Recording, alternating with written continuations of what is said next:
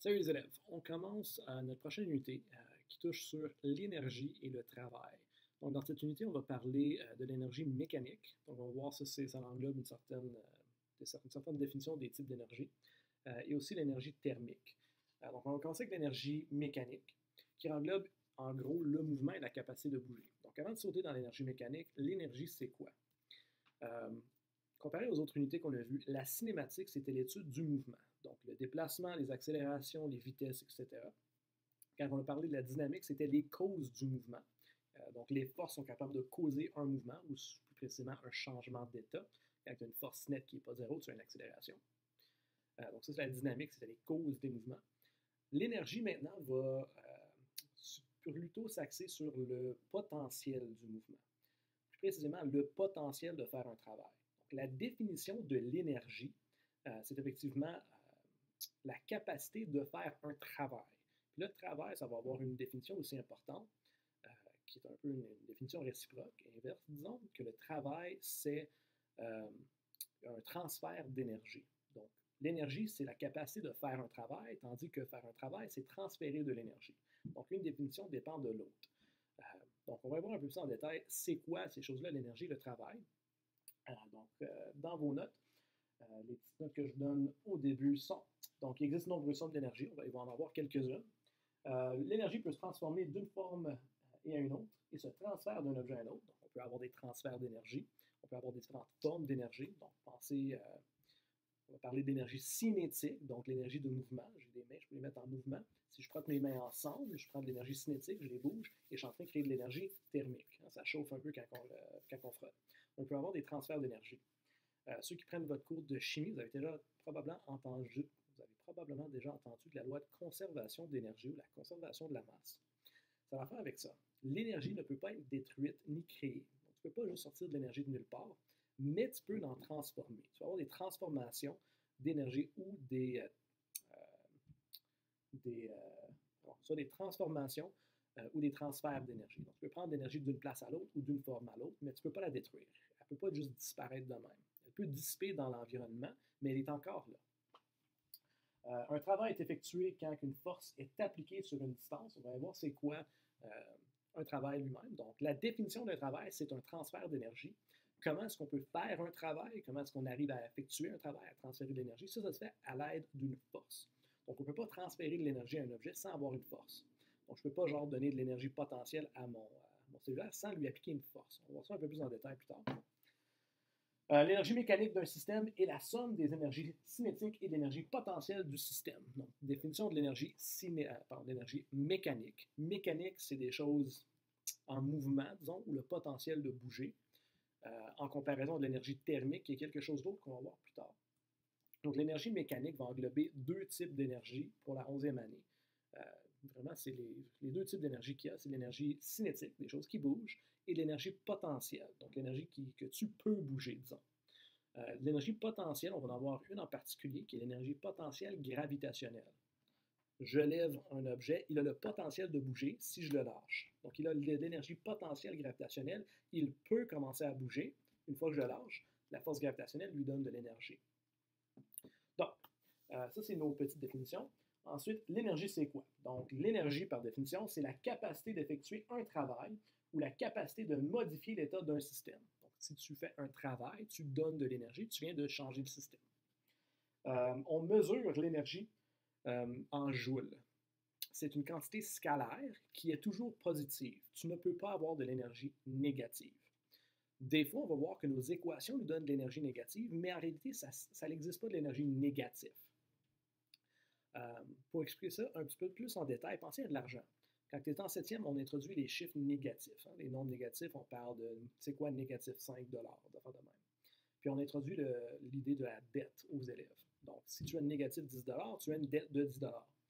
Ça veut dire que de l'argent est négatif. Ça ne fait pas de sens d'avoir de l'argent négatif. Tu peux avoir une dette d'argent, ça fait du sens, mais de dire que l'argent elle-même est négative, ça ne se fait pas. Tu peux juste avoir de l'argent ou des dettes d'argent. On représente ça avec un négatif, mais tu ne peux pas avoir de l'argent négatif. Tu ne peux pas avoir dans tes mains un montant d'argent négatif. Ça n'existe pas. Donc, c'est un peu à faire avec ça. Donc, dans votre tête, souvenez-vous que de l'énergie, c'est jamais négatif. Quand mathématiquement on obtient de l'énergie négative, c'est dans des cas particuliers euh, qui expliquent ou qui démontrent qu'il y a une dette d'énergie, disons. Pas que l'énergie est négative elle-même. Puis on va voir que le travail étant un transfert d'énergie, le travail peut être négatif ou positif. Si on fait un travail positif, on donne de l'énergie à un système. Je donne de l'énergie potentielle à mon système. Je lève mon cellulaire, je lui donne de l'énergie potentielle. Ou je peux enlever de l'énergie à mon système. S'il y a quelqu'un qui est en train de courir à une grande vitesse, il a de la grande énergie, il a beaucoup d'énergie cinétique. Si je l'arrête, je dois faire un travail. Je dois mettre de l'effort pour arrêter la personne qui est en train de courir. Je suis en train d'enlever de l'énergie du système. J'ai fait un travail négatif. Donc, le travail, lui, peut être positif ou négatif. L'énergie elle-même, toujours positive. Donc, les formes d'énergie qu'on va avoir, on va en discuter de quelques-unes dans cette unité, mais on va avoir une petite liste de différents types. Il y en existe d'autres, mais les suivantes dans vos notes, voici ce qu'on a. Donc, l'énergie radiante, ça doit être l'énergie qui vient des différents types de rayonnement électromagnétique. Ça ne dit pas grand-chose, mais c'est des différents types de lumière. Donc, la lumière visible, c'est une énergie. Les ondes infrarouges, les ondes ultraviolettes, n'importe quoi qui est une forme de lumière, des rayons X, des rayons gamma, agit effectivement comme une type d'énergie. C'est pour ça que quand tu es au soleil, tu peux réchauffer. C'est pour ça qu'avec un panneau solaire, tu peux tirer de l'énergie de la lumière. On ne voit pas ça avant l'année prochaine, en 12e, mais sachez que c'est quand même une forme d'énergie. On a de l'énergie cinétique. Pour avoir de l'énergie cinétique, premièrement, tu as besoin d'avoir une masse. Il faut que tu sois un objet. Donc, tu ne peux pas être quelque chose de masse nulle, zéro. Donc, tu as besoin d'avoir une masse et un mouvement. Tu as besoin d'une vitesse. On va voir pourquoi on a besoin de ces deux choses-là pour avoir de l'énergie cinétique, comment on la décrit. Mais cinétique, pensez, mouvement, quelque chose bouge. Pour avoir de l'énergie cinétique, tu as un objet, tu as une masse, et elle bouge, tu as une vitesse. Les différents types d'énergie potentielle. Donc, l'énergie potentielle, c'est pas que tu es en train de faire quelque chose, comme l'énergie cinétique, tu bouges, c'est que tu es capable de faire quelque chose. Donc, il y a différents types d'énergie potentielle. Celle qui va nous intéresser le plus dans cette unité, c'est l'énergie potentielle gravitationnelle. Quand je soulève un objet, il a le potentiel de commencer à bouger si je le lâche. Il a de l'énergie stockée, de l'énergie potentielle gravitationnelle. Ça, c'est une forme d'énergie potentielle. Similairement, en 12e, on introduit l'énergie potentielle élastique. Donc, quand tu as un élastique, donc n'importe quel type d'élastique, tu l'étires. Il n'y a pas de mouvement quand tu étires ton élastique. Tu lui appliques une force, tu mets un travail pour lui donner de l'énergie. Il n'est pas en mouvement ou rien. Il peut commencer à bouger si tu le lâches. Donc, ça, c'est de l'énergie potentielle élastique. Même chose, c'est le même type d'énergie qui se trouve dans un ressort. On pense à un Slinky, si tu l'étires, il revient. Ou un ressort, un spring, là, si tu le comprimes, qui ne veut pas être comprimé, il va rebondir. Donc ça, c'est le même type d'énergie, c'est de l'énergie élastique. Ça, on voit ça en 12e. On n'aura pas trop en 11e, on va en avoir un peu, mais on étudie vraiment ça en détail en 12e année. Ceux qui font votre cours de chimie, vous avez déjà parlé d'énergie potentielle chimique. Donc, entre les liens intermoléculaires, tu vas avoir de l'énergie. Pour créer des molécules, des fois, tu dois leur donner de l'énergie. Des fois, tu dois chauffer. Des fois, ils vont aller voler de l'énergie de d'autres molécules. Puis ça crée des liens à haute énergie. Donc, la nourriture, quand tu manges de la nourriture, il y a des liens intermoléculaires qui ont de l'énergie entre eux. Donc, c'est un peu plus abstrait. Parler avec Huygens, elle va vous l'expliquer beaucoup plus en détail. Mais essentiellement, tu es en train de stocker de l'énergie dans les liaisons intermoléculaires. Quand tu manges, ton corps va défaire ces liaisons et prendre l'énergie. Donc, c'est un autre processus, on saute un peu dans la biologie, donc allez parler à Ketchup, qui va commencer à relâcher de l'énergie. Et toi, tu vas prendre cette énergie-là pour la transformer en énergie mécanique, du mouvement. Tu vas faire bouger tes muscles, etc. L'énergie nucléaire, si on aurait la chance, on en parlerait cette année en 11e. Ça, c'est de l'énergie qui est stockée entre les liens interparticules, donc dans l'atome elle-même.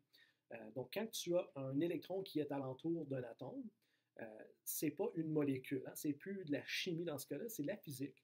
C'est une charge négative qui est attirée par la charge positive du noyau. Il y a de l'énergie qui la garde alentour. Pas juste ça, mais aussi d'énergie à l'intérieur du noyau. Tu as plein de particules positives, des électrons, des neutrons et des protons. Des protons, des neutrons à l'intérieur et tu as des électrons alentour. Pour mettre des protons ensemble, pensez, tu as deux charges positives, ils ne veulent pas se rapprocher. C'est comme deux aimants nord. Tu essaies de les rapprocher, ils ne veulent pas. Le plus que tu les rapproches, le plus qu'ils se repoussent. Même chose avec des charges. Tu as deux charges positives, tu essaies de les rapprocher, ils ne veulent pas être ensemble. Ça prend beaucoup d'énergie pour les rapprocher. Et à un certain point, tu es capable de battre la force électrique, ou la force électrostatique, disons, entre les deux. Et il y a une nouvelle force qui vient en jeu qui va les tenir ensemble. Tu as beaucoup d'énergie stockée là-dedans. Si on arrive à briser cette liaison entre les deux protons, ou entre plusieurs protons, dans un noyau, on peut avoir des réactions nucléaires. Ça relâche d'énormes quantités d'énergie. Pensez à la fusion et la fission nucléaire, c'est ça qui arrive. Donc, dans des bombes nucléaires, dans des centrales nucléaires, on est en train de relâcher de l'énergie potentielle nucléaire dans ce cas-là. Ensuite, l'énergie électrique, on va en parler un petit peu dans notre unité d'électricité et magnétisme, si on a la chance de les faire. Ça va être le mouvement d'une particule chargée, donc le mouvement des électrons dans un circuit. Donc, dans un circuit, l'électricité, c'est des électrons qui sont en train de bouger. Donc, tu as quelque chose qui bouge. C'est comme de l'énergie cinétique, mais il y a des petites précisions qui sont changées un peu. Donc, c'est similaire, mais pas exactement pareil. Plus tard dans l'unité, une fois qu'on va avoir fini avec l'énergie mécanique, on va parler de l'énergie thermique. L'énergie thermique, ça parle de chaleur, température, qui est une description globale d'un état d'une substance. Donc, pense à un gros pot d'air, de quelque sorte, d'un gaz. Quand l'air ou le gaz à l'intérieur est chauffé, qu'est-ce que ça veut dire? Quand on chauffe quelque chose, on lui donne de l'énergie thermique. On est en train de donner de la chaleur, on lui donne de plus en plus d'énergie. Qu'est-ce qui arrive au gaz? Les molécules à l'intérieur commencent à bouger. Ils commencent à bouger de plus en plus vite, le plus d'énergie qu'ils ont. Ils vont bouger tellement plus vite que tu vas avoir différentes réactions. Tu vas avoir une plus grande pression, donc peut-être si dans une ballonne, elle va gonfler, ou il va y avoir une plus grande pression sur le contenant. La température va augmenter. Donc, c'est ça la description de l'énergie thermique. On va voir ça un peu plus en détail plus tard. On va parler de c'est quoi la différence entre la température et la chaleur. On va voir comment chauffer différentes substances, donc comment changer sa température et les différents changements de phase. Comment est-ce qu'un solide passe à un liquide, passe à un gaz ou l'inverse. Donc, ça va être l'énergie thermique. Quand même assez intéressant. L'énergie acoustique, c'est une autre forme d'énergie cinétique puisque c'est un mouvement, donc une guitare, une courroie d'air qui est en train de faire vibrer de l'air à l'intérieur, comme une flûte. Ça, c'est de l'énergie aussi. La raison que tu peux entendre quelque chose quand quelqu'un parle, c'est qu'il y a des petites vibrations dans un milieu, donc l'air d'habitude, qui va vibrer l'air jusqu'à temps que ça rentre dans ton oreille, qui va faire vibrer ton tympan, qui va envoyer des signaux électriques à ton cerveau, qui va interpréter comme un son. Donc, c'est un autre type d'énergie. Encore, c'est des choses qui bougent. Donc, c'est un type d'énergie cinétique, mais on ne va pas considérer ça dans l'énergie mécanique. L'énergie mécanique, ça va être strictement l'énergie cinétique, donc masse fois vitesse au carré divisé par 2. On va voir pourquoi. Et l'énergie potentielle gravitationnelle pour cette année. Le travail. Donc, lorsqu'une force transmet ou transforme de l'énergie, on dit qu'elle effectue un travail. On va utiliser le petit W. W, à cause en anglais, on dit work. On fait un we're doing work. On fait un travail. Donc, le travail, petit w, pas un grand W, petit w, est défini comme le produit d'une force appliquée sur une distance et à mesurer en joules. Okay. Donc, une force multipliée par une distance sur laquelle elle est appliquée nous donne le travail. Donc, je vous donne votre petite équation. Donc, le travail, par définition, ça va être une force qui est appliquée sur une distance. Donc, le travail, work, c'est force fois distance dans ce cas-ci. Donc, je suis en train d'appliquer une force fois une distance. Si les deux sont dans la même direction, si F et delta D sont dans la même direction, je vais avoir une valeur positive. En d'autres mots, si j'ai une masse, j'applique une force sur ma masse et elle se déplace le long d'une certaine direction. Un déplacement. Si les deux sont dans la même direction, je suis en train de donner de l'énergie à ma masse. Je suis en train de faire un travail, je lui donne de l'énergie. Inversement, si ma boîte est en train de se déplacer et il n'y a personne qui pousse contre, bien, il y a de la force de friction. Vous vous souvenez, en dynamique, la force de friction cinétique va être à l'inverse, va aller contre la masse, contre le déplacement. Donc, ma masse est en train de glisser vers la droite, la force est en train d'être appliquée vers l'arrière, vers la gauche. Donc, les deux sont dans des directions opposées, on aurait un travail négatif. On est en train d'enlever de l'énergie à ma boîte. Ma boîte, elle est en train de ralentir, elle perd de l'énergie, c'est pour ça que notre travail serait négatif dans ce cas-là. Dans le premier exemple, on a une maman qui pousse une poussette sur un trottoir. Elle va exercer une force horizontale de 123 newtons sur une distance de 42,5 mètres. calcule le travail effectué. Donc là, je dessine un petit diagramme de force juste pour m'aider à visualiser ce qui se passe. J'ai mon carrosse. Je sais que la maman est en train d'appliquer une force appliquée de 123 newtons vers la droite ou vers l'avant. Et le déplacement, ils nous l'ont donné de 42,5 mètres. Donc ça, je vais dessiner en vert. Delta D vectoriel, 42,5 mètres. Okay. Donc voici ma situation. J'ai une masse, j'ai une poussette de quelque sorte. Ils ne nous l'ont pas donné, on va voir qu'on n'a pas de besoin.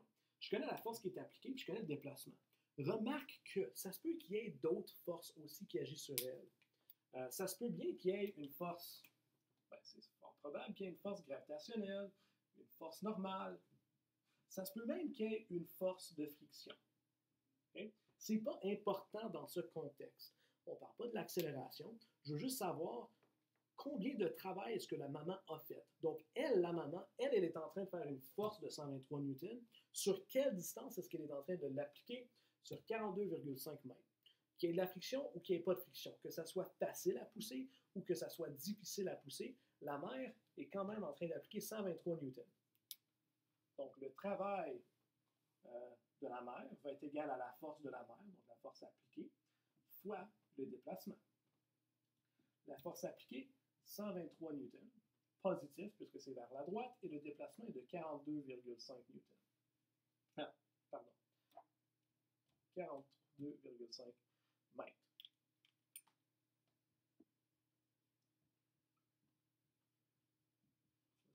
3, newton, mètre.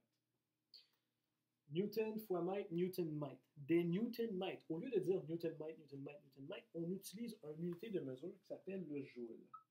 Okay? Le joule, c'est égal, c'est synonyme à newton mètre. C'est pas faux d'écrire newton mètre, c'est juste pas le bon vocabulaire à utiliser. Juste comme au lieu de dire kilogramme mètre par seconde carré, on dit newton. Hein? Newton, ça remplace des kilogrammes mètre par seconde carré. Le joule remplace des newton mètres. On arrondit à nos chiffres significatifs qui c'est de 3, 5,23 fois 10 à la 3 joules. Ceci serait le travail effectué par la mère. Là, je veux faire remarquer quelque chose. Disons qu'on aurait changé notre système d'orientation. Disons que la droite, c'était négatif et la gauche était positive. Disons qu'on aurait fait ça. Je veux juste faire remarquer quelque chose. Dans notre équation, dans ce cas-là, ma force serait dans la direction négative, mon déplacement serait dans la direction négative. Négatif fois négatif, ça redevient positif. Peu importe le système d'orientation, ça c'est super dans la physique, on devrait toujours avoir les mêmes valeurs qui nous ressortent, peu importe le système d'orientation qu'on choisit. Donc, on finit quand même avec un travail positif. En d'autres mots, la maman a dû donner de l'énergie à la petite poussette. On passe à un prochain exemple dans une seconde. Avant qu'on passe à la prochaine partie de l'énergie cinétique, je vais vous parler d'un cas particulier. Pas nécessairement un cas particulier, mais si on compare notre situation avec notre maman et avec la poussette, qui est en train d'appliquer une force appliquée, on avait dit qu'il y avait une force gravitationnelle, certainement, elle est sur la Terre, une force normale, le bébé n'est pas en train de tomber nulle part, puis peut-être une force de friction. Okay? Deuxième partie qui est importante, c'est le déplacement. Faites un déplacement vers l'avant, delta D. Si je te demanderais de me trouver, c'est quoi le travail fait par l'énergie, par la force gravitationnelle, pardon. C'est quoi le travail fait par la force gravitationnelle? Là, ben, peut-être tu penserais, ben, je vais mettre mg ici, fois le déplacement. Mg fois le déplacement. Mais le problème qu'on atteint ici, c'est que la force gravitationnelle, elle est verticale, strictement verticale. Le déplacement, lui, il est horizontal, parfaitement horizontal. Quand on analyse les mouvements, les forces, la cinétique, peu importe, est-ce qu'on peut mélanger nos dimensions x avec y? Jamais. Okay? Donc, deuxième chose très importante à se souvenir, la force qui est en train d'être appliquée dans cette équation-là là, doit être parallèle au déplacement. Okay? Je vais mettre une note, grande étoile, F doit être, on va mettre deux grandes lignes, parallèles au déplacement.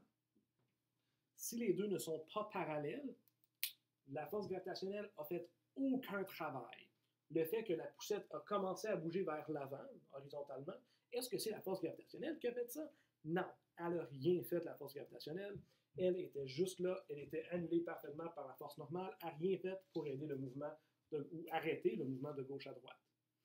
Donc, quand on utilise cette équation, assurez-vous de s'assurer qu'on prend toujours une force qui est parallèle au déplacement. On est rendu maintenant à l'énergie elle-même. Donc, on va parler des différentes définitions des énergies. Donc, les définitions mathématiques pour l'énergie cinétique pour commencer. Donc, la dérivation mathématique est la suivante. L'idée est, je vais faire un certain travail. Un travail, c'est un changement d'énergie. Je transfère de l'énergie. Il va y avoir un changement d'énergie. Donc, les deux définitions qu'on connaît jusqu'à date, là, ça va connaître que le travail, c'est un changement d'énergie ou un travail pour le faire, là, on fait une force fois un déplacement. Okay? Ça, c'est les deux équations qu'on a vues jusqu'à date. Donc, celle-là est implicite, je vous la montre. Travail, ça veut dire un changement d'énergie. Comment est-ce que je fais un changement d'énergie? Bien, pour faire un travail, je fais une force fois une distance. Donc, imaginez la situation. Travail, force sur une distance. Je vais appliquer une certaine force sur une certaine distance, puis je vais donner de l'énergie. Variation d'énergie, c'est l'énergie finale moins l'énergie initiale. Right? Condition. Donc, je vais vous montrer quelque chose. Une situation, là, j'ai une masse quelque part, M, et sa vitesse initiale, là, elle est 0. Elle n'a aucune vitesse initiale, elle ne bouge pas. Elle est par terre, elle ne fait rien d'intéressant, aucune énergie, disons, aucune énergie cinétique. Elle ne bouge pas. Donc, l'énergie initiale, dans ce cas-là, c'est 0 à cause que la vitesse initiale est 0. C'est bon? OK. Donc, l'énergie finale que mon objet va avoir va être toute l'énergie que je vais lui donner. Moi, je vais faire un travail, force fois distance, je vais appliquer une force sur une distance, et ça va lui donner de l'énergie finale, son énergie finale. Je vais préciser que, au lieu d'appeler ça de l'énergie finale, on va appeler ça de l'énergie cinétique. Okay? Je vais juste lui donner de l'énergie qui va devenir de l'énergie cinétique. On va juste la rendre en mouvement. Elle ne va pas monter, elle n'aura pas d'énergie potentielle ou rien d'autre. Elle va se mettre en mouvement. Donc, tout le travail que je vais faire va devenir de l'énergie cinétique. C'est ça que je suis en train de me donner comme situation. Mon objet ne bougeait pas initialement, aucune énergie initiale. Une force. Êtes-vous d'accord qu'une force, masse fois accélération? Donc, j'applique juste une force sur mon objet, il n'y a pas de friction, c'est un monde idéal. Ma force nette va être égale à la force que je suis en train d'appliquer. Force. Je suis en train de pousser sur mon objet, c'est comme ça que je vais lui transférer de l'énergie avec ma force appliquée. Donc, si on pourrait l'appliquer force appliquée, force nette, peu importe. Ma force nette serait ma force appliquée dans ce cas-là. Donc, ça va faire accélérer ma masse. Okay. Prochaine partie, on va aller chercher une équation de la cinématique. Vous vous souvenez de celle-ci? VF au carré égale à VU au carré plus 2A delta D. C'est quoi la vitesse initiale de ma boîte? Un gros zéro. Moi, je vais aller isoler mon accélération. L'accélération va être égale à VF au carré divisé par 2 delta D. Je vais prendre ça, puis je vais faire une substitution dans mon équation. J'avais une masse qui avait une vitesse initiale de 0. Je vais appliquer une force qui va la faire accélérer avec une certaine accélération sur une certaine distance. Ça va lui donner une vitesse finale. Elle va avoir une vitesse. Après que je l'ai poussée, elle va maintenant avoir une vitesse. Donc, elle va maintenant avoir ce qu'on va appeler de l'énergie cinétique. Mon équation devient la suivante. Masse, vitesse finale au carré, divisé par 2 delta D égale à énergie cinétique. Qu'est-ce qu'on remarque qui arrive dans notre équation? Les delta D s'annulent. On finit avec M, vitesse finale au carré sur 2 égale à énergie cinétique. Ça, c'est notre équation qu'on utilise pour l'énergie cinétique. Une masse qui a une certaine vitesse. Donc ici, j'avais stipulé que la vitesse initiale était 0, juste pour aider le calcul, ça nous montre quelque chose. Ici, ça pourrait être n'importe quelle vitesse. Une masse qui a une vitesse, peu importe, elle est rendue à une certaine vitesse. Cette vitesse-là au carré divisé par 2, ça nous donne l'énergie cinétique de notre masse, de notre objet.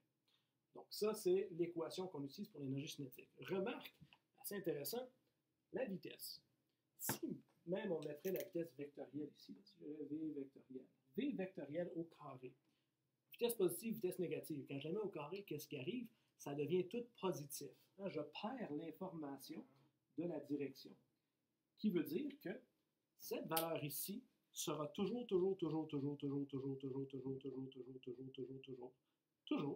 positive. L'énergie potentielle doit toujours être positive. On fait un exemple avec l'énergie cinétique. OK. Notre premier exemple avec l'énergie cinétique va être la suivante. Ça va être une pierre de curling. C'est juste une pierre de curling. Il va en avoir une petite et une grosse. Donc, on va essayer de dessiner ça. Là. Une grosse pierre de curling et une petite pierre de curling. Pas terrible. Okay. Une grosse pierre de curling de 2,0 fois 10 à la 1. Donc 20 kg. Masse A égale à 20 kg. Glisse à une vitesse, on va appeler ça vitesse A, de 2 mètres par seconde. 2,0 mètres par seconde. Quelle est l'énergie de la pierre? Donc, l'énergie égale à quoi? Ça va être pour A. Puis ensuite, pour B, ça nous pose la question, ça va être quoi la vitesse de cette pierre si elle a une masse B, de 10 kg? La même énergie, donc l'énergie A est égale à l'énergie B. C'est quoi sa vitesse? Vitesse de B. Donc, voici les conditions. Premièrement, c'est quoi l'énergie dans cette masse, cette pierre de curling? Et ensuite, si on donne toute l'énergie que celle-ci a dans celle-ci, dans la plus petite, c'est quoi sa vitesse? Donc, pour A, ici, on veut savoir combien d'énergie est-ce qu'elle a. Ici, on parle strictement de l'énergie cinétique. Elle est en mouvement, elle n'est pas en train de monter dans les airs. Vous allez voir ça dans la prochaine section d'énergie potentielle. Pour tout de suite, c'est juste quelque chose qui est en mouvement. La définition qu'on avait vue, c'est l'énergie cinétique, EC, cinétique, en anglais, ou des fois des manuels, ils vont mettre EK. En anglais, cinétique, c'est kinetic energy, donc K. Ici, je vais utiliser EC. L'énergie cinétique, c'est la masse fois la vitesse au carré divisé par 2. La masse de la pierre A est de 20 kg. La vitesse est de 2 mètres par seconde à la 2 divisé par 2.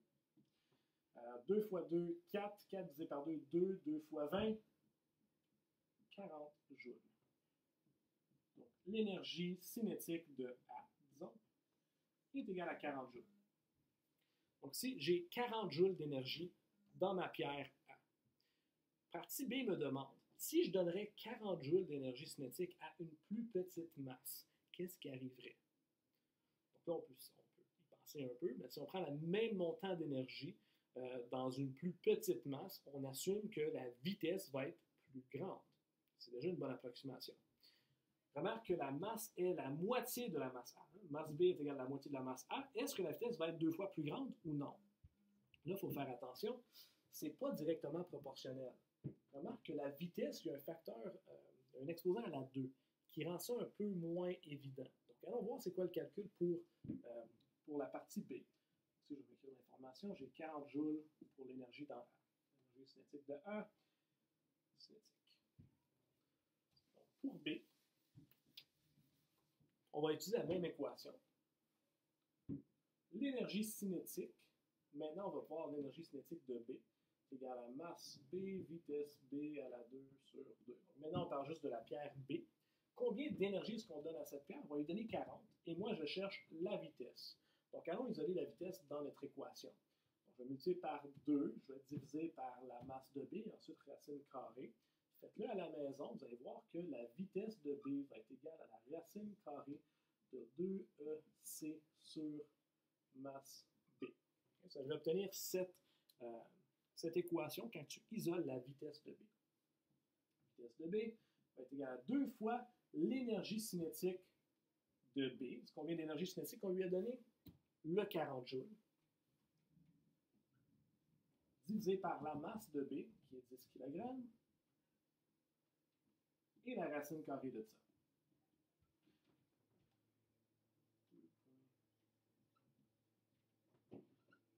2,828 mètres par seconde. Est-ce que la vitesse est plus grande? Oui. Super. On a déjà une plus grande vitesse. Est-ce qu'elle est 2 fois plus grande? Non. Parce que la vitesse, ce n'est pas directement proportionnel à l'énergie. Il y a le facteur de l'exposant de 2 qui est important à considérer. Donc, la vitesse de B serait 2 chiffres significatifs, 2,8 mètres par seconde. Donc, voilà nos deux réponses pour A et B. Donc, ça, c'est l'énergie cinétique en gros. On va aller voir l'énergie potentielle gravitationnelle maintenant. Ciao. Notre deuxième exemple avec l'énergie cinétique est la suivante. Un train de montagne russe qui se déplace à 8,15 mètres par seconde glisse puis s'immobilise sur la dernière section horizontale du manège sur une distance de 19,2 mètres. La masse du train est de 1,49 fois 10 à la 3 kg. Le train s'immobilise parce que les freins appliquent une force opposée au mouvement. Détermine la force de freinage à l'aide du travail et de l'énergie cinétique. Bonne question. Donc, j'ai mon manège, mon wagon de manège, mon train de montagne russe, pardon. Il a une certaine vitesse initiale. On va dire vitesse initiale qui est égale à 8,15 mètres par seconde vers l'avant. On va dire vers l'avant. Ce que je vous propose maintenant, c'est que le manège est en train de s'arrêter. Donc, c'est la fin de la ride, là, ils vont terminer.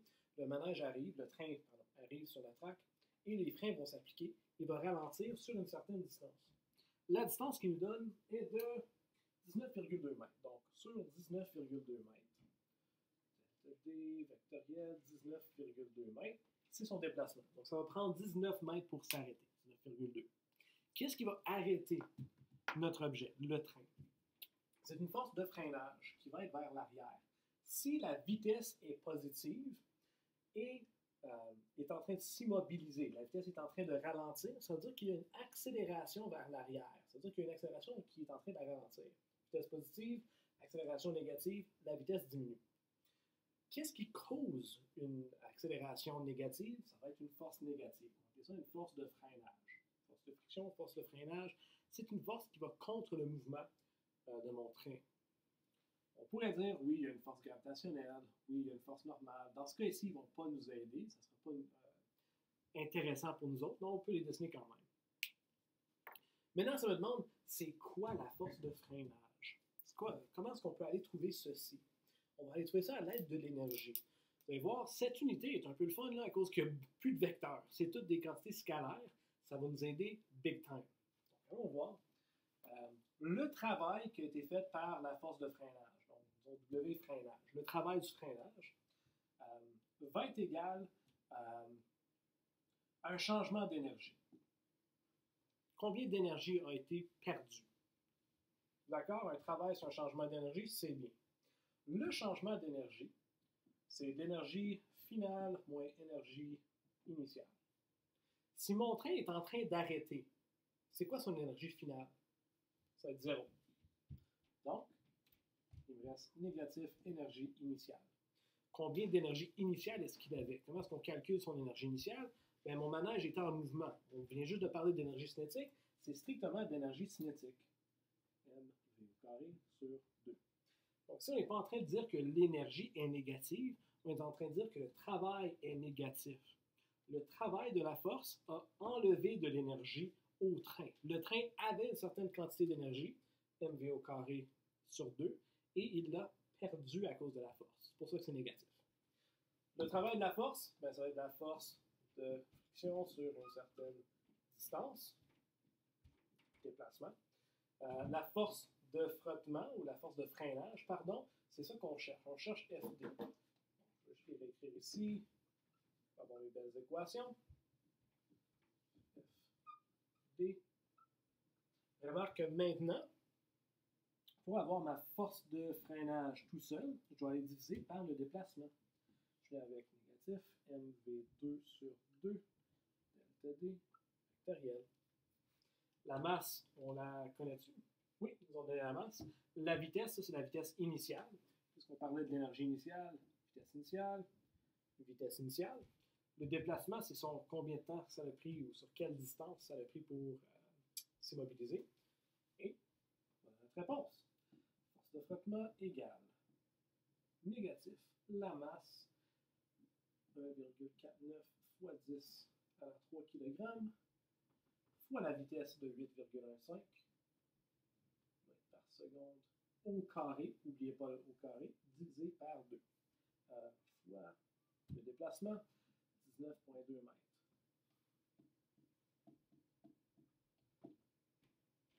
2,577 fois 10 à la 3 newton, négatif puisque c'est dans la direction opposée.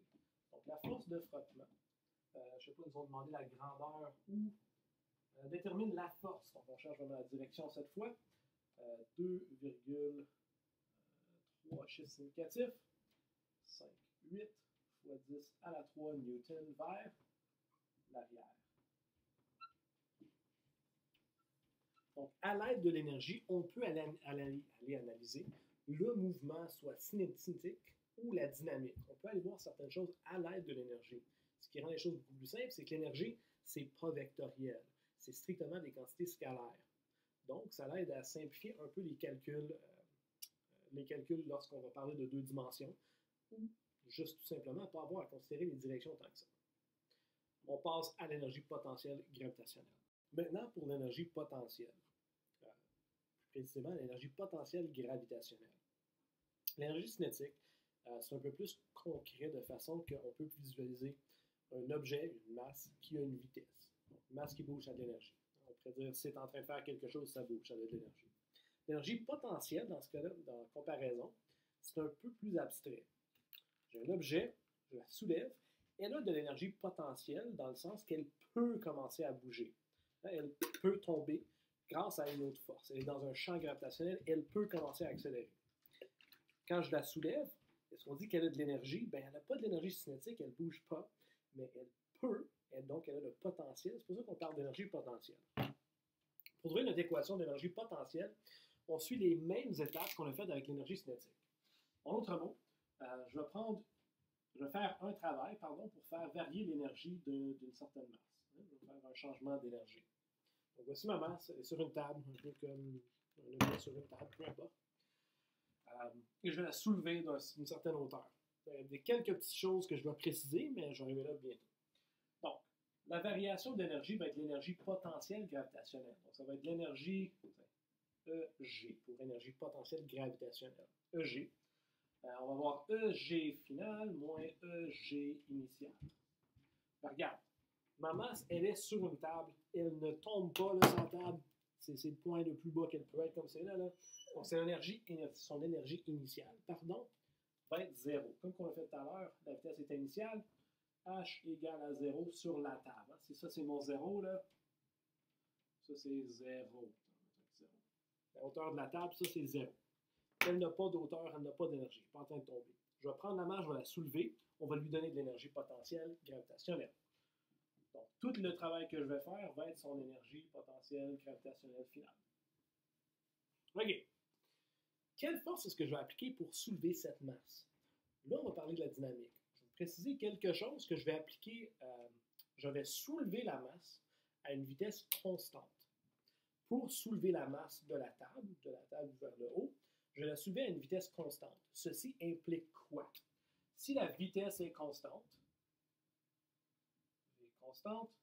implique que l'accélération est 0. Elle n'est pas en train de varier. Donc, imagine que là, je suis en train de la lever de la vitesse constante. Peu importe ce que ça ressemble. Là. Qui veut dire que la force nette sur l'objet est 0. Hein? Elle n'est pas en train d'accélérer, donc la force nette est 0. Quelles sont les forces qu'on est en train d'appliquer sur cette masse-là? J'ai Fg et j'ai ma force appliquée. Les deux sont égales. Si je suis en train de la lever à une vitesse constante, la force que j'applique pour la lever à une vitesse constante, c'est égal à la force gravitationnelle. Ça veut dire que la force appliquée est égale à la force gravitationnelle qui est égale à mg en grandeur. Donc, la force qui va être appliquée sur un déplacement, la force que je vais appliquer, c'est ma force, pas de force de friction, la force appliquée et la grandeur de mg. C'est la grandeur de la force gravitationnelle. Je vais avoir mg sur une certaine distance. Je la monte dans les airs. Je vais la monter d'une certaine distance, un déplacement ici, vectoriel, de combien? H. H, je la monte de H. MGH.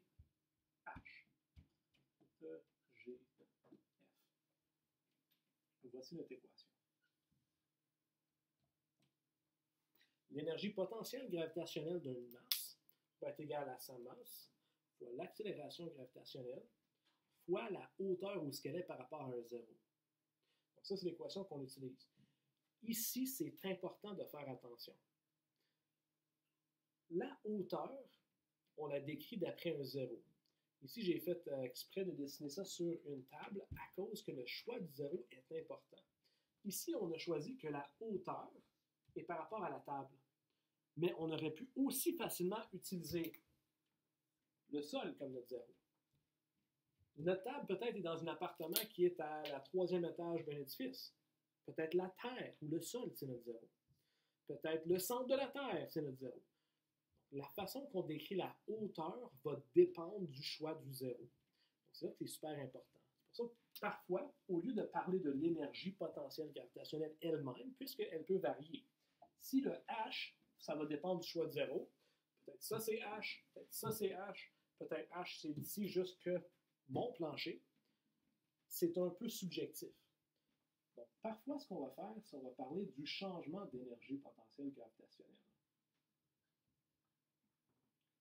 Ça, c'est une équation parfois qu'on va aller utiliser au lieu.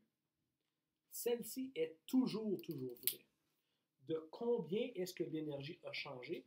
Bien, ça va être le changement de hauteur. Peu importe le choix de zéro que j'utilise ici, est-ce qu'on est d'accord qu'elle a monté de H? Donc, c'est 1 mètre. Elle a monté de 1 mètre.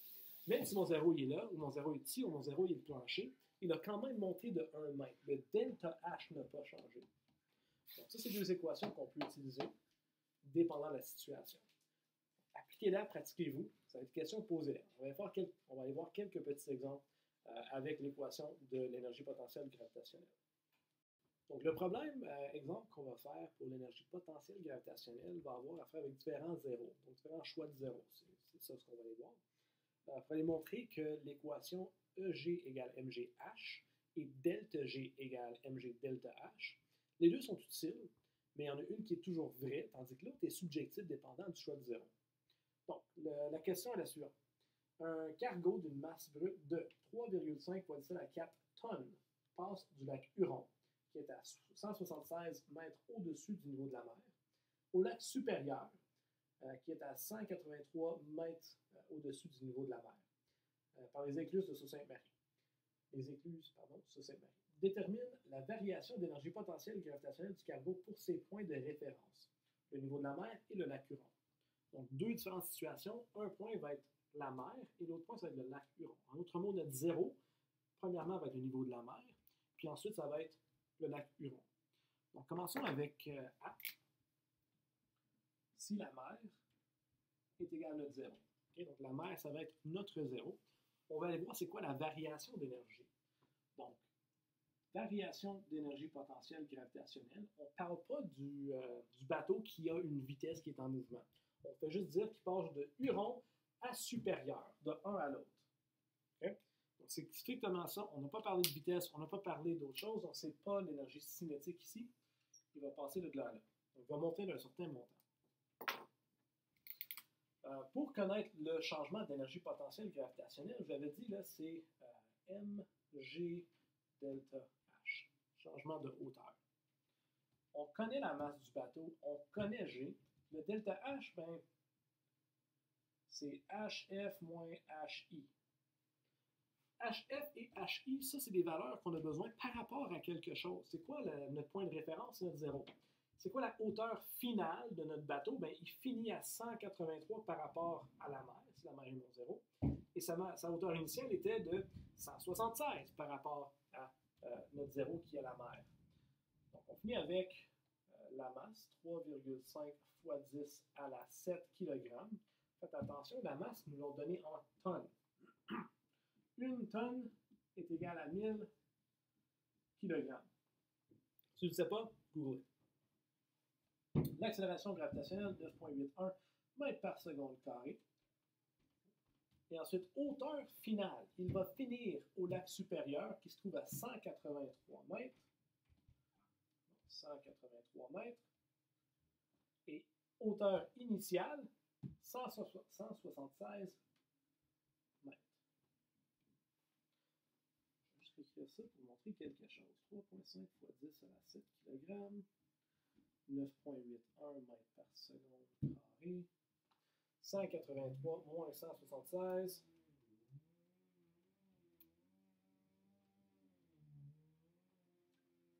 Que le changement de hauteur, de combien est-ce que la hauteur a varié, c'est de 7 mètres. C'est positif, hein? Il a monté de 7 mètres. D'ici à là, même si les hauteurs sont dans les zones de 160-180, la variation de hauteur est strictement de 7 mètres. Donc, on revient à cette équation qui nous donne une valeur en changement d'énergie potentielle de 2,403 fois 10 à la 9 joules d'énergie. On arrondit à, je pense que c'était 2 chiffres, 3 chiffres significatifs. 1, 2, 3. 3 chiffres significatifs. Le changement d'énergie potentielle gravitationnelle est le suivant. Pour la partie B, vous allez voir, c'est pas hyper différent.